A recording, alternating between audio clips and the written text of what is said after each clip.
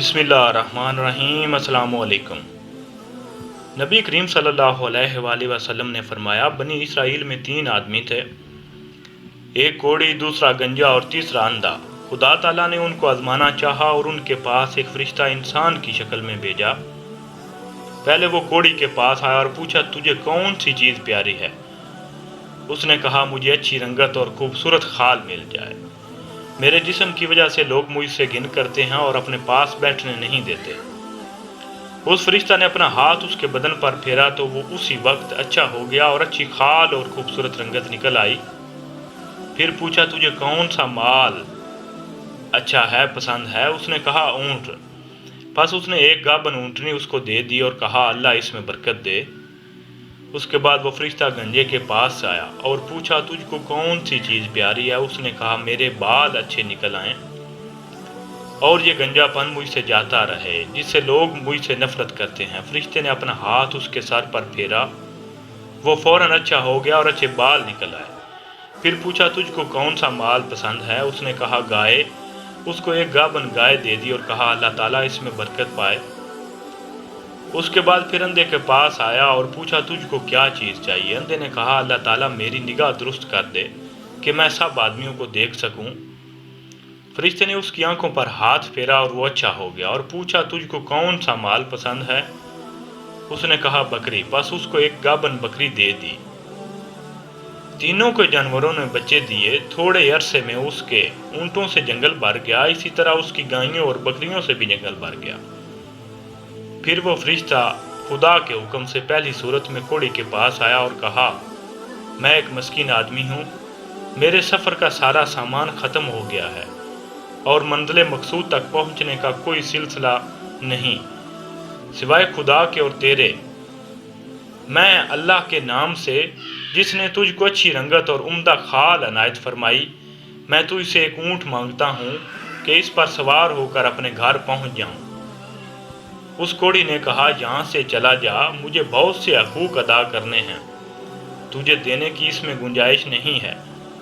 फरिश्ता ने कहा, शायद तुझको मैं जानता हूँ कि तू पहले कोढ़ी ही था, लोग तुझसे नफरत और घिन करते थे और तू बहुत गरीब था, फिर तुझको खुदा ने इस कदर माल अनायत फरमाया। उस कोढ़ी ने कहा, वाह क्या खूब, ये माल तो मेरी कई पुश्तों से बाप दादा के वक्त से चला आ रहा है। फरिश्ता ने कहा, अगर तू झूठा है तो खुदा तुझको वैसा ही कर दे जैसे कि पहले था। उसके बाद दूसरे शख्स यानी गंजे के पास आया और इसी तरह उससे भी सवालात किए। उसने भी वही जवाबात दिए। फरिश्ते ने कहा, अगर तू झूठा है तो खुदा तुझको वैसा ही कर दे जैसा तू पहले था। उसके बाद फिर अंधे के पास गया और कहा, मैं मुसाफिर हूँ, मेरे पास सामान नहीं है। आज खुदा के और फिर तेरे सिवा मेरा कोई वसीला नहीं है। मैं अल्लाह के नाम से तुझसे एक बकरी मांगता हूँ जिसने दोबारा तुझको निगाह बख्शी। उसने कहा, बेशक मैं अंधा था, खुदा ताला ने अपनी रहमत से मुझको निगाह बख्शी। जितना तेरा दिल चाहता है ले जा और जितना चाहे छोड़ जा। खुदा की कसम, मैं किसी चीज़ से तुझको नहीं रोकूंगा। फरिश्ते ने कहा, तू अपना माल अपने पास रख, मुझे कुछ भी नहीं चाहिए।